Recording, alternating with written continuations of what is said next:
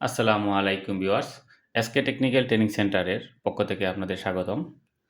SK technical training সেন্টারে বিভিন্ন ধরনের কোর্স চলমান আছে।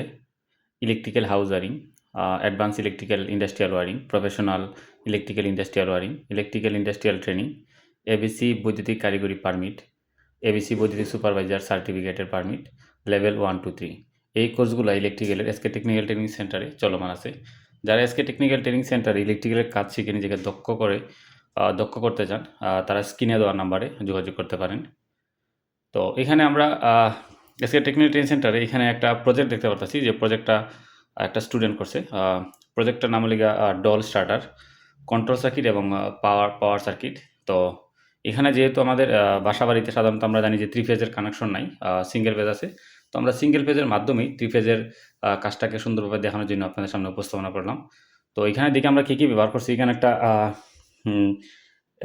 দুইটা আমরা সুইচ ব্যবহার করছি। একটা হলো গিয়া এনসি সুইচ, আর একটা হলো গিয়া এনও সুইচ।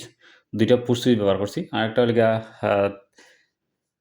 একটা হলো গিয়া 3 ফেজের এমসিসি ব্যবহার করছি, যেটা মূলের কেস সার্কিট ব্রেকার। আমরা ম্যাগনেটিক কন্ডাক্টর ব্যবহার করছি, একটা, দুইটা, তিনটা ম্যাগনেটিক কন্ডাক্টর ব্যবহার করছি।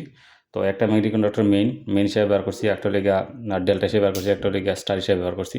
আমরা একটা টাইমার ব্যবহার করছি, যে টাইমারটা হলো গিয়া নির্দিষ্ট সময় পরে স্টার থেকে ডেল্টাতে রূপান্তর করা হয়। আমরা জানি একটা বড় হেভি লোড যখন চালানো হয়, একটা মোটর যখন হেভি আকারে চালানো হয়, তখন যে সমস্যাটা হয়, যে প্রথম অবস্থায় যে পরিমাণে কারেন্ট টানে, সেই কারেন্টের মোটরটা অনেক সময় অনেক স্পিডে ঘোরার কারণে মোটরটা অনেক সময় নষ্ট হয়ে যায়, অথবা তার জ্বলে যায় কারেন্টের তারতম্যের কারণে। তো স্টারে যখন আমরা কানেকশনটা দিই, তখন মোটরটা হালকা অবস্থায় স্টার্ট নেয়, মানে টর্ক উৎপন্ন হয়। আর হালকা টর্কে মোটরটা যখন মোটামুটি 10 থেকে 15 সেকেন্ড অথবা 5 থেকে 10 সেকেন্ডের মধ্যে একটা লেভেলে যায়, তখন আমরা অটোমেটিক ডেল্টাতে কনভার্ট করি।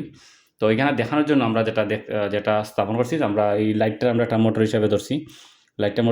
যখন আমরা এই লাইটটাতে দেখতে পারবো যে যখন মোটরটা স্টারে চলে, তখন একটু হালকা আলো দিব, মানে হালকা স্পিডে চলে বিধায় হালকা আলো দিব। আর যখন ডেল্টাতে চলে যাবো, তখন পরিপূর্ণ আলো দিব।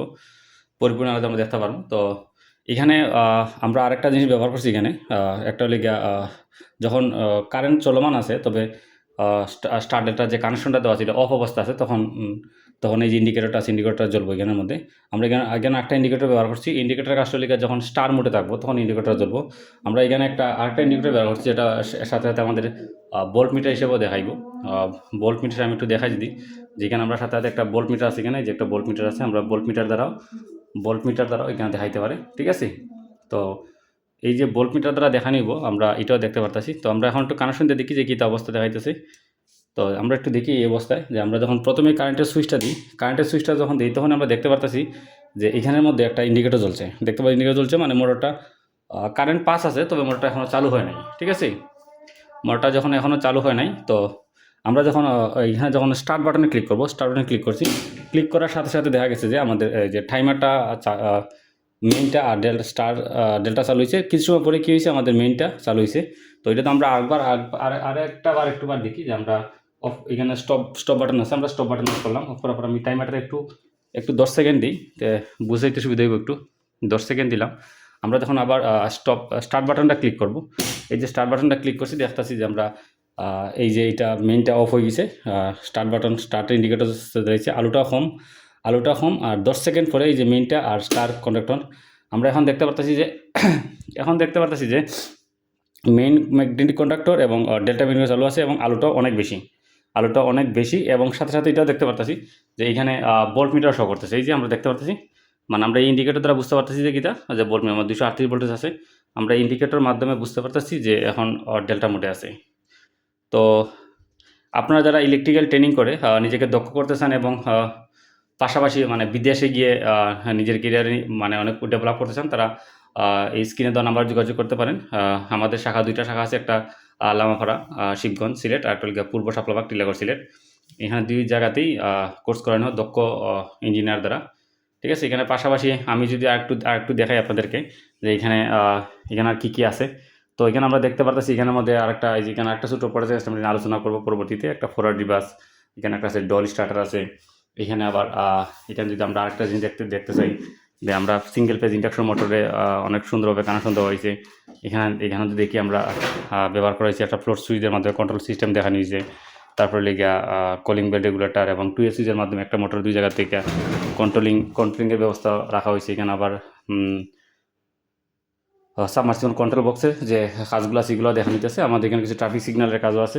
আমরা এখানে দেখি যদি এখানে আসলে দেখতে পাচ্ছি যে চেঞ্জ ওভার জাতীয় যতগুলো কাজ আছে সবগুলো এখানে আছে।